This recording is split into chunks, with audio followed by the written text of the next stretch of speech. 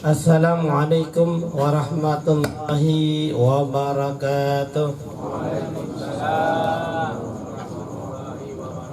Bismillahirrahmanirrahim. Alhamdulillahil fatih lima ughliqa wal khatimi lima sabaq wan nasiril haq bil haq wal hadi ila siratikal mustaqim wa ala alihi haqqa qadrihi wa miqdarihi azim.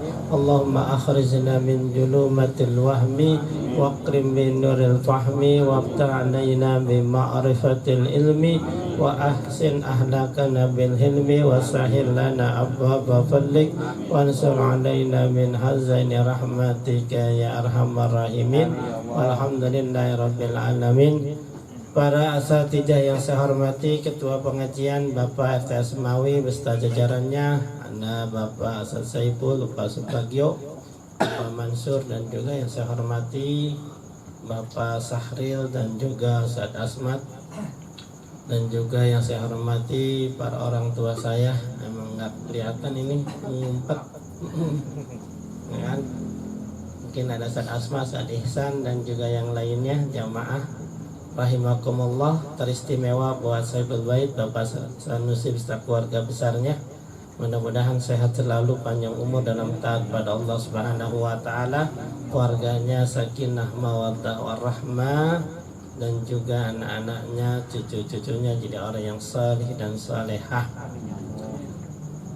Pertama, mari kita mengucapkan syukur alhamdulillah karena malam hari ini kita masih bisa bertemu dalam rangka melaksanakan kewajiban kita, yaitu talabul ilmi. Mudah-mudahan Allah membukakan mata hati kita untuk menerima ilmu yang bermanfaat. Salawat beriring salam marilah kita curah limpahkan kepada baginda alam Nabi besar kita Muhammad sallallahu alaihi wasallam.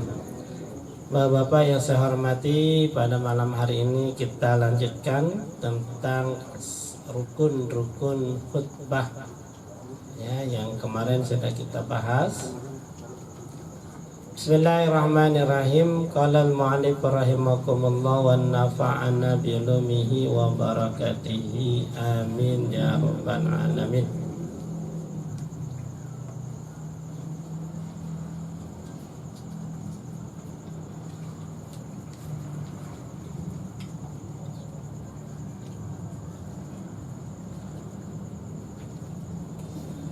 Wa furuduhuma, dan adapun ya fardunya khutbah. Nah, khutbah Jumat itu kan dua. Yang pertama adalah hamdulillah. Ya, kemarin udah bahwa fardu itu adalah sesuatu yang harus dilakukan, dikerjakan dalam khutbah. Yang pertama harus mengucapkan hamdulillah, hamdalah ya, alhamdulillah. Makanya kemarin kita harus mengucapkan pujian, mau alhamdulillah boleh, innal hamda boleh ya, atau alhamdulillah atau innal hamdalillah ya, maka boleh. Itu yang kedua. Wassalata ala Rasulillah sallallahu alaihi wasallam. Yang kedua harus mengucapkan kata salawat kepada Nabi Muhammad sallallahu alaihi wasallam. Kalimatnya boleh Allahumma salli atau Allahumma sallallahu. Nah, makanya kita kadang-kadang sallallahu alaihi. Nah, ada yang wasalim, ada yang wassalam, yang mana nih? Nah, kalau lafadznya Allahumma sholli, berarti dia fi'il amr, maka di ujungnya harus wasallim, fi'il amr lagi. Ini kajiannya santri sih. Tapi kita harus tahu. Jadi sholli, Allahumma sholli ala sayyidina Muhammad wa ala alihi washabihi wasallim.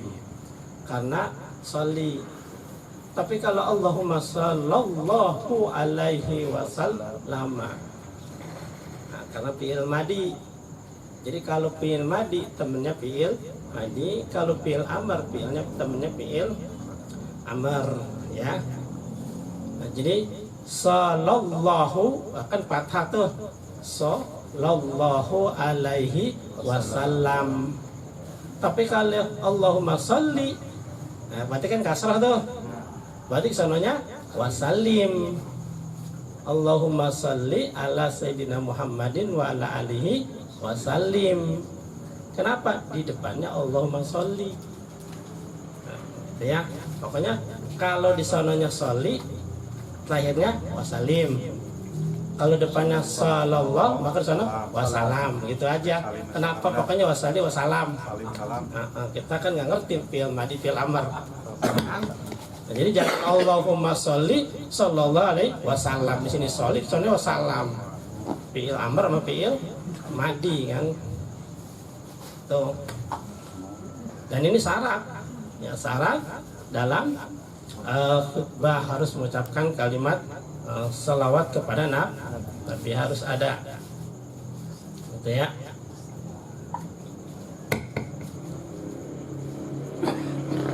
Terus wasiatu bittaqwa, yang ketiga mengucapkan wasiat. Wasiat itu pesan, ya.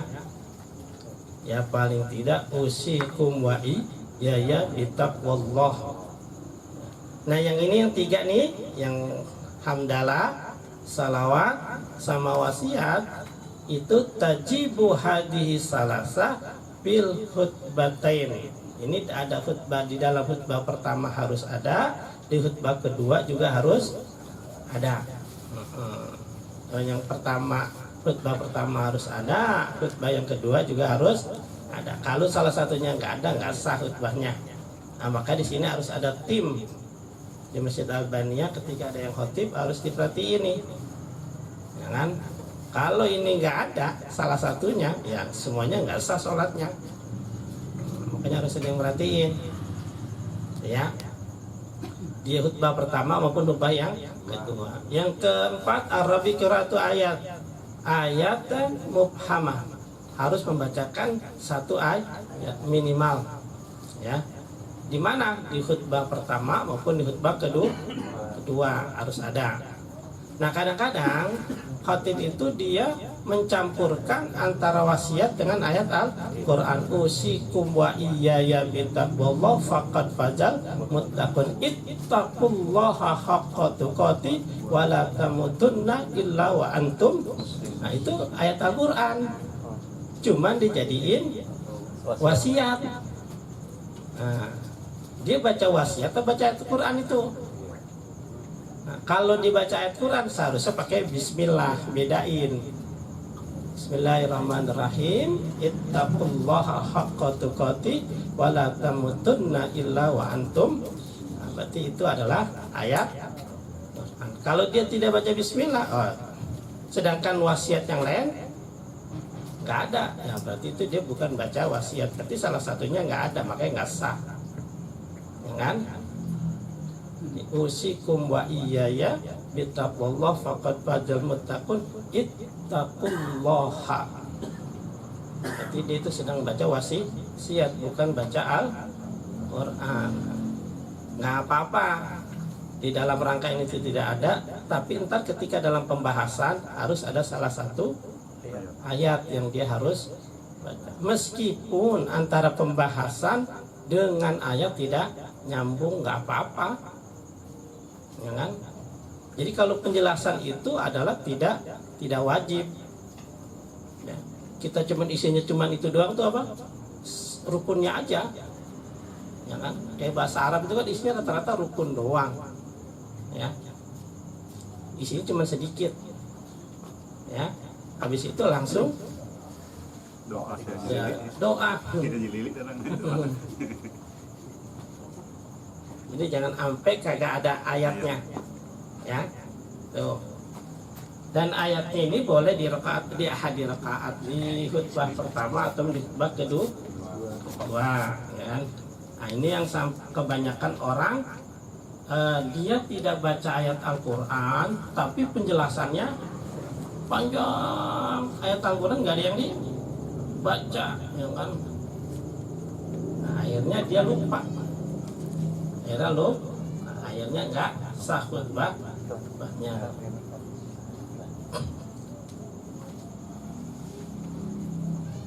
Terus yang kelima, ad-du'a lil mukminin wal mukminat, harus membaca doa. Ini rukun ya bagi orang mukmin dan orang mukminah. Ya, ini adanya di khutbah yang kedua. Tuh, harus di khutbah yang kedua. Allahumma ighfir lil mukminina wal mukminat wal mukminina wal mukminat. Ya, ini doa kita khususkan buat orang yang hadir, ya. Atau juga buat orang yang di mana aja, orang mukmin semuanya, ya, yang bukan orang kafir. Jadi didoakan setiap hari Jumat, kita dapat doanya tuh. Jadi kita khususkan. Terus selanjutnya itu rukun. Jadi rukunnya itu satu harus baca hamdalah, kedua baca salawat, yang ketiga wasiat, yang keempat membaca ayat Al-Quran, satu ayat aja nggak apa-apa, walaupun nggak diartiin, nggak jelasin nggak apa-apa. Yang kelima itu doa. Ya udah segitu doang rukunnya mah, jangan. Jadi nggak perlu penjelasan, kita harus bertakwa kepada Allah karena takwa itu penting di mana aja berada. Panjang banget, nggak usah, ya kan? Ya nggak apa-apa sih kalau jamaahnya seneng, ya kan? Kalau jamaahnya seneng kita sholawat kepada Nabi Muhammad Sallallahu Alaihi Wasallam, Nabi adalah orang yang panjang, ya nggak apa-apa kalau jamaahnya seneng gitu. Terus Allahumma shalli ala sayyidina Muhammad wa ala sayyidina, selesai. Segitu aja udah cukup, jangan tuh. Nah kalau syaratnya yang pertama adalah wasurutuhuma, syarat dua khutbah yang pertama adalah al-qiyamu, diri, harus berdiri. Jadi iman qadara bagi yang mampu. Fa'in aja, nah, boleh jarisan, kalau dia nggak kuat duduk nggak diri boleh duduk. Fa'in aja boleh. Pamut jian, boleh sambil berbaring, ya berbaring. Nah, cuman kan nggak resep kalau khotibnya baringan, kan? Kecuali emang nggak ada lagi kalau orangnya, ada khotib atunya lagi sakit, habis itu dia udah emang nggak ada lagi, kan? Tapi yang paling utama adalah harus berdiri, gitu ya. Wa qaunuhuma, terus syaratnya wa qaunuhuma, keduanya khutbah pertama dan kedua itu ya bil arabiyyah, dengan bahasa Arab. Tuh rukunnya harus pakai bahasa Arab, ya. Jangan pertama berdiri pakai segala puji bagi Allah Tuhan semesta alam, diterjemahin, ya kan?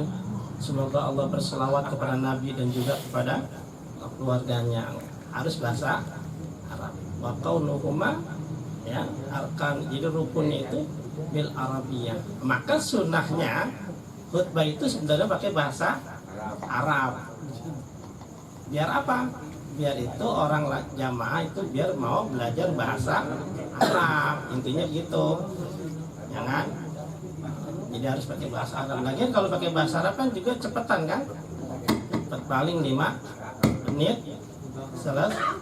selesai.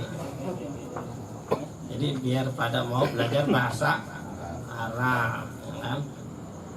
Karena bahasa Arab adalah bahasanya Al-Quran. Tuh, dulu saya pakai bahasa Arab di sini diprotes, kagak ngerti katanya. Makanya kalau pengen ngerti apa? Belajar, jangan salin khotibnya, ya kan?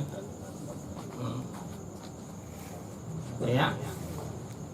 Cuman kalau pakai bahasa Arab karena cepet tidurnya nggak berasa. Ya kan? Baru dia udah doa. Iya. Tapi cepet banget kalau bahasa Arab mah ya. Boleh pakai Arab pada. Bahasa Arab bisa ya. Nah, bahasa Arab mah enak itu juga. Kan? Kalau daerah Bogor itu rata bahasa Arab. Nah, bahkan saya lihat jadi di laminating itu di atas mimbar, nah, ditaruh gitu di laminating tuh, gelantungan gitu.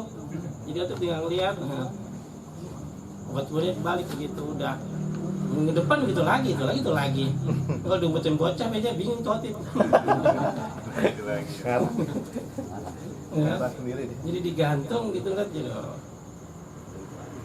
itu lagi, jadi jamaah pada apal ya, karena yang dibaca itu lagi ya. Jadi harus menggunakan bahasa Arab. Wa qaunuhuma ba'da jawal. Nah, khutbah pertama dan kedua itu harus setelah masuk Johor. Jadi jangan khutbah yang pertama belum masuk Johor. Ya, khutbah yang kedua baru itu nggak boleh. Ya, karena khutbah ini adalah pengganti salat zuhur. Jadi harus masuk salat zuhur. Makanya yang mukul beduk, yang tukang ajan lihat waktu ya. Jangan sampai belum masuk udah aja ya, akhirnya khatib mimbar naik ke mimbar padahal belum masuk waktunya.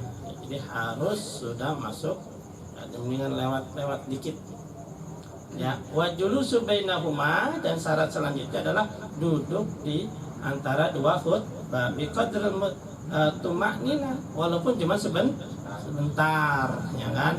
Nah, jadi khutbah pertama selesai itu harus duduk sebentar walaupun cuman tumaknina. Nah, di situ kan ada kesunahan apa? Membaca doa gitu. Jadi di antara waktu mustajabah adalah antara duduk dua khutbah ya. Jadi kalau khatib, makanya kadang-kadang saya agak lama duduknya, kenapa? Biar doanya banyakan gitu ya. Nah, di situ tuh baca doa sebanyak-banyaknya ya. Itu waktu mustajabah doa.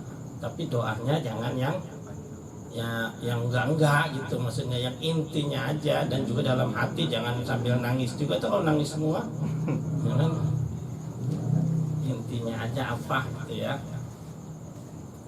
Tuh, jadi walaupun cuman sebentar gitu. Makanya kalau di kita kan bilalnya baca apa itu? Selawat ya. Innallaha itu kan. Nah, syukuran itu enggak baca itu juga enggak apa-apa. Kalau di sini kan wa fi sholati wa akmalu bi qadri suratul ikhlas. Baca surah ikhlas enggak apa-apa. Jadi bilalnya itu bismillahirrahmanirrahim, qul a'udzu birabbil qul huwallahu ahad Allahu samad lam yalid wa lam yulad wa lam yakul lahu kufuwan ahad. Nah, segitu udah ya.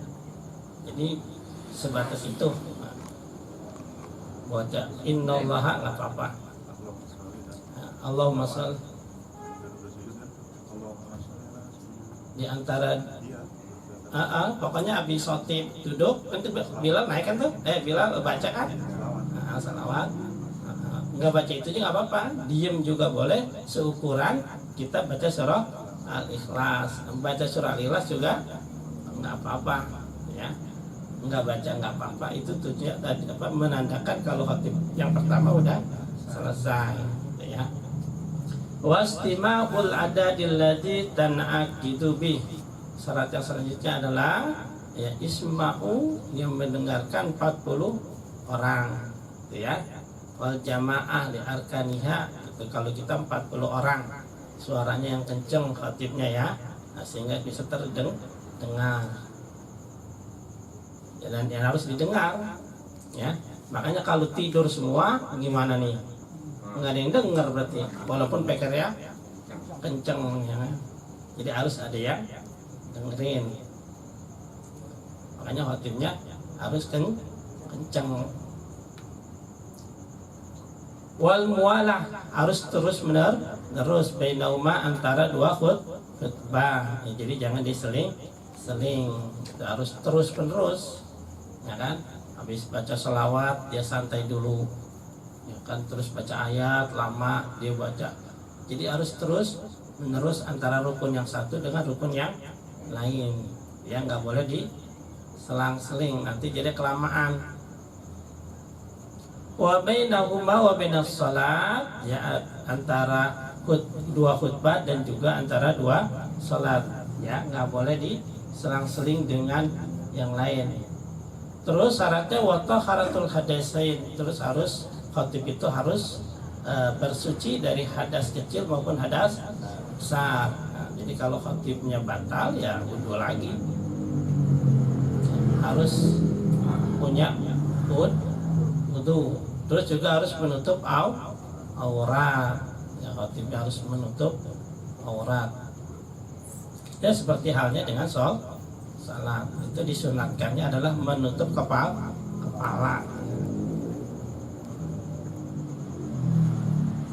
Kalau bisa pakaiannya adalah pakaian yang putih, ya kan? Kalau tidak putih, pakaiannya adalah yang polos. Nah, jangan yang bermotif. Ya, makanya dulu di sini disiapin jubah, memang nggak ada yang pakai jubahnya. Ya kan? Bilal juga begitu, bagusnya pakai jubah. Nah, itu disiapin jubahnya, nggak ada yang pakai. Ya kan kadang-kadang Bilal pakai batik. Besok MC-nya aja pakai subah ya. Jadi pakai biar apa? Biar kelihatannya rapi. Kalau pakai gamis mah kan itu.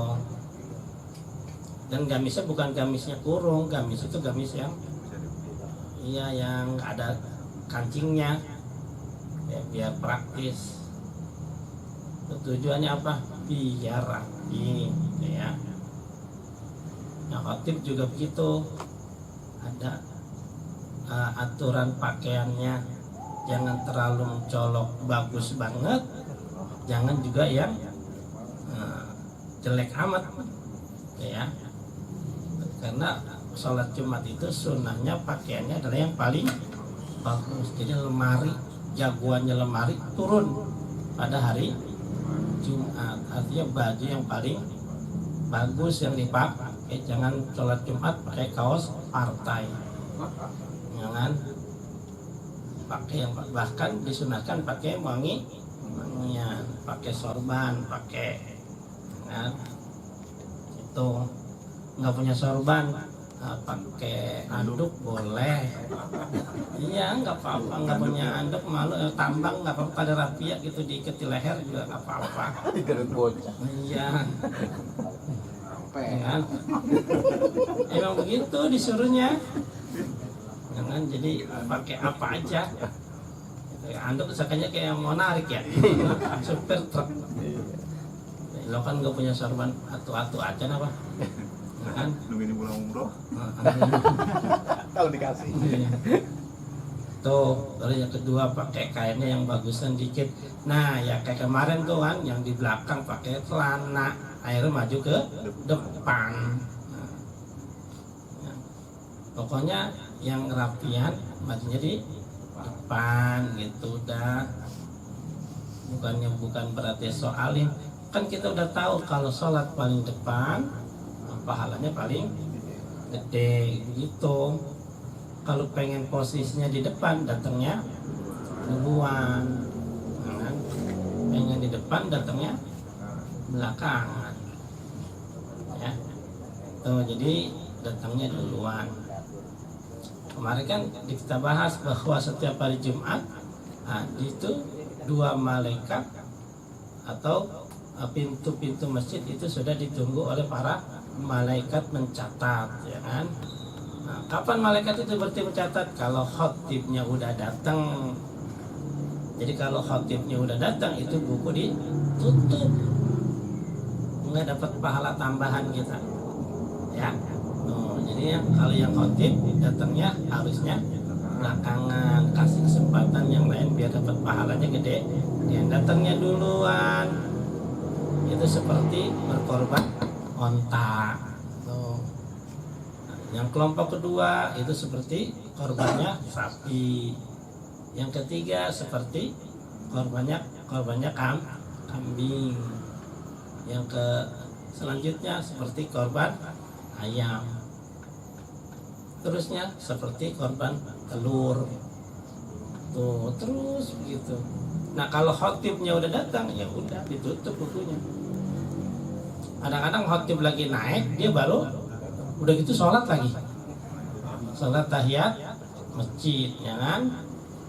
Kalau lempangan begitu jangan langsung aja duduk, karena mendengarkan tadi kan harus, ya kan? Sedangkan tahiyatul masjid sunnah, gitu ya. Udah gitu maju lagi ke depan, ya kan, ngelangkain orang, ya. Jadi duduk aja. Yang begitu tuh rugi tuh. Rugi apa? Nggak dapat pahala tambahan ya. Cuman dapat pahala sholat Jumat doang. Kadang-kadang khotib dia nggak di masjid, ngobrol di luar. Ntar pas sholat baru ya itu mah kadang nggak dapat sholat Jumat juga nggak dapat, ya kan? Nah, duduk di belakang, nggak masuk di masjid, di teres rumah orang duduk ngobrol. Ntar pas sholat Jumat baru masuk. Ya nggak dapat pahala itu, tidak menggugurkan kewajiban sholat Jumat. Ya, tuh. Makanya harus ngerti. Termasuk anak-anak kita kasih tahu, takutnya nanti sampai tua seperti itu ya. Itu tusanu khutbah, lalu sunnah khutbah. Wallahu alam. Nanti minggu depan insya Allah baru kita bahas tentang tapi Jumat Maulid Isra Mi'raj ya. Isra Mi'raj di malam Senin ya, berarti malam Senin PRT ya. Malam Senin. Mudah-mudahan kita sehat panjang umur. Amin. Allah beri kita kesempatan untuk ya memperingati hari Isra Mi'raj. Ya mudah-mudahan Bapak Sanusi serta keluarga besarnya Allah jaga dari segala musibah, bencana dan juga penyakit. Allah kabulkan hajat dan cita-citanya, dimurahkan rezekinya, diberikan yang banyak yang halal yang berkah. Kalau seandainya di antara kita ada yang sakit, biar Allah angkat penyakitnya, Allah sembuhkan seperti semula. Dan juga yang belum sembuh Allah kasih kesabaran buat yang sakit dan juga buat yang merawatnya. Yang punya hajat biar Allah kabulkan hajat dan cita-citanya. Yang punya masalah biar Allah kasih solusinya. Yang punya hutang biar Allah beri jalan untuk melunasinya. Dan juga di antara kita yang belum punya pasangan hidup, Allah kasih pasangan hidup yang baik. Yang udah ada pasangan yang jadikan keluarga sakinah mawaddah warahmah. Yang belum punya keturunan, Allah kasih keturunan yang banyak. Yang sudah ada keturunan, dia jadikan keturunan yang sholihin dan sholihah. Anak-anak kita yang sedang belajar, Allah mudahkan dalam belajarnya, di pesantrennya yang ada di pesantren biar pada betah, biar pada sehat, jadi anak yang sholihin dan sholihah. Yang belum punya usaha, biar Allah kasih kerjaan yang baik. Yang udah ada, Allah berkahi usahanya, diberikan rezeki yang banyak, yang halal, yang berkah.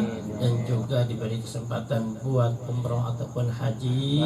Dan Allah wafatkan kita semua dalam keadaan husnul khatimah. Al-Fatihah. A'udzu billahi minasy syaithanir rajim. Bismillahirrahmanirrahim. Alhamdulillahi rabbil alamin. Arrahmanir rahim. Maliki yaumiddin. Iyyaka na'budu wa iyyaka nasta'in. Ihdinas siratal mustaqim. Siratal ladzina an'amta 'alaihim ghairil maghdubi 'alaihim waladdallin. Amin. Dari saya sekian, wabillahi taufiq wal hidayah. Assalamualaikum warahmatullahi wabarakatuh.